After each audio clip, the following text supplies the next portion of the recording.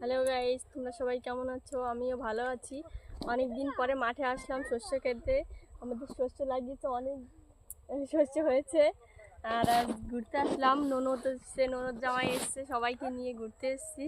ননদ জামাই ওইদিকে চলে গেছে, আমার ভাগ্নি আমার ছেলেকে নিয়ে যাচ্ছে ওইদিকে ঘুরে কান্দে করে। ও রাস্তা দিয়ে হাঁটতে পারে না, আলের রাস্তা দিয়ে তো হাঁটতে পারে না। আর এগুলো আমাদের শস্য কেমন হয়েছে তোমরা কমেন্ট করে বলো। আমাদের শস্য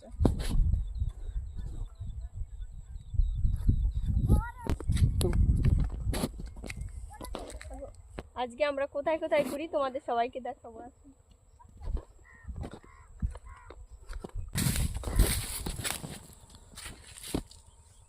দেখুন গাইজ, আমাদের এখান থেকে বাংলাদেশ দেখা যায় ওইদিকে।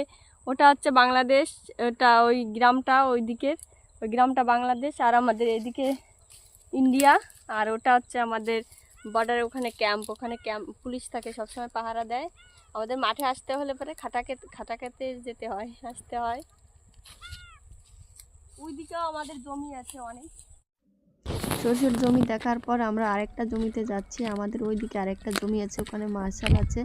আর ওখানে বেছন দিয়েছে বাবা। আর ওখানে একটু বেছনগুলো দেখতে যাচ্ছি আমরা। আমার ছেলে আমার ভাগ্নি তো আগে আগে চলে যাচ্ছে।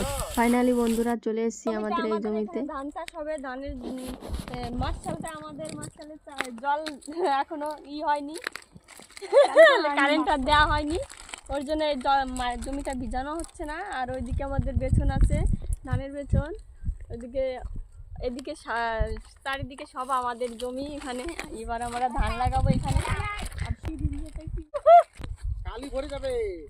এই দেখো বন্ধুরা, আমাদের টমেটো গাছে টমেটোর ফুল চলে এসছে। আর কদিন পরে টমেটো হবে।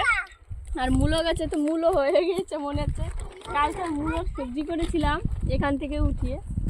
পালং শাক এখানে বাবা রোদ্রের সময় এখানে থাকে, মার্শাল চালায় আর এখানে শুয়ে থাকে। খুব সুন্দর, আমি মাঝে মাঝে এসে তো থাকি, ভালো লাগছে এখানে। এখানে বিছনা থাকলে তো শুয়ে দেখা যেত না। আসো শুনা। এগুলো আমাদের কফি গাছ। এটা হচ্ছে এই কফি গাছগুলো লাগিয়েছে মা এসে। আর ওইদিকে আছে আমাদের বেছনগুলো, এই মূলো গাছ। এটা আমার বড় ননদ বেছনগুলো দেখছে। আমাদের এই বেছনগুলো সবগুলো 20 বিঘা জমিতে হবে। আর ওদিকে জমি আমাদের আলাদা জমি, এক একটা জমিতে এক এক জায়গায় বেছন দেওয়া আছে। ঠিক আছে বন্ধুরা, আমরা এখন বাড়িতে যাব, পরের ভিডিওতে দেখা যাবে। টাটা।